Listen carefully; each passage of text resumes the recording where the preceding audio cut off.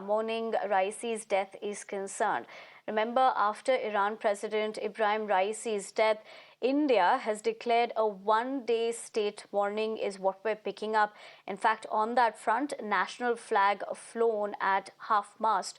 And Iran is set to hold, remember, presidential polls on June 28th after the sudden demise, of President Ebrahim Raisi and foreign minister in a helicopter crash. India joins in mourning and is declared one-day state mourning. The Indian national flag flies at half-mast. Rishabh, my colleague, joins me with the phone lines.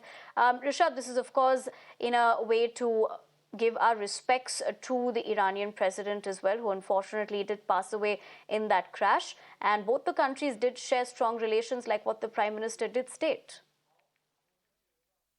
Be it the Prime Minister, be it the External Affairs Minister, both noted in their morning message that how both the President Raisi as well as the Foreign Minister of Iran have been instrumental in Iran relationship. And External Affairs Minister did point out that how both these leaders ensured that a long-term contract on Chabahar could happen. And that is something that India values a lot, given the importance of Chabahar port as well.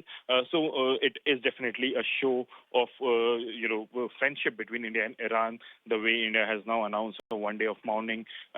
Also, if you see the messages that have come in, be it from the Home Minister, be it from the External Affairs Minister, be it from the Prime Minister, and even from a few of the opposition leaders, Omar Abdullah did tweet about, this whole incident, mourning the death of the leader of Iran. So definitely this shows the connect between India and Iran and how both the leaders who unfortunately lost their life in the helicopter crash on Sunday, the way they have been building Indian relationship is something that India respects, and that's the reason India has announced a one-day mourning after the tragic passing away of both the leaders, along with other 7 in the helicopter crash in northwestern Iran. Right, Rishabh. In fact, as you point that out, we have seen the growing relationship between the two countries, given the fact of the leadership under Raisi, and of course, like the way Prime Minister Modi did state about how that growth did happen. If you could just help us draw perspective on that front.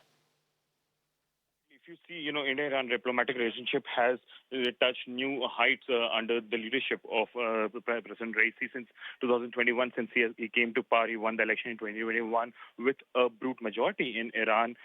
Since then, there have been an escalation in India-Iran relationship. Be it we have seen that how in April, when a ship, Portugal flagged ship, was detained, seized by IRGC with 17 Indian crew members on it. We saw that how in the first response itself, we heard that Iran is ready to let go of all the Indian citizens, and we know that out of the 17 Indians, the girl who was deck cadet was allowed to return to India within 2 days, while other 5 have also returned. The rest also, as per Iranian authorities, say that we are okay with them returning, but the captain needs to give a clearance. The captain of the ship needs to give a clearance. Apart from that, we have seen that how whenever we have used the airspace of Iran for evacuation purpose, right, be it in Ukraine, be it in Central Asia, whenever we needed the airspace, it was always available to us. This shows the India-Iran relationship that has been booming in past years.